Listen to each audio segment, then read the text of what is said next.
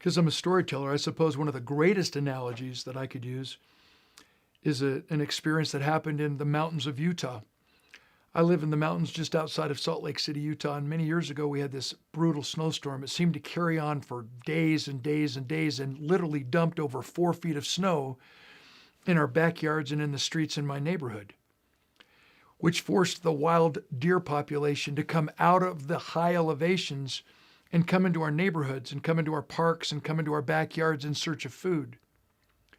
Well, wildlife management associations consolidated their efforts, and one day these giant dump trucks came rolling and rumbling into our neighborhoods and strategically dumped piles of hay in our cul-de-sacs and in our parks because these stranded deer were literally starving to death.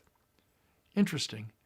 1 week later, there were over 100 dead deer lying in our streets, leaning up against the curbs, bloated. Wildlife management associations again came rumbling into our neighborhoods with these dump trucks and took away these 100 dead deer. As we investigated, you know what the veterinarians discovered? Every single one of these dead deer had stomachs full of hay. They had been fed, but they had not been nourished.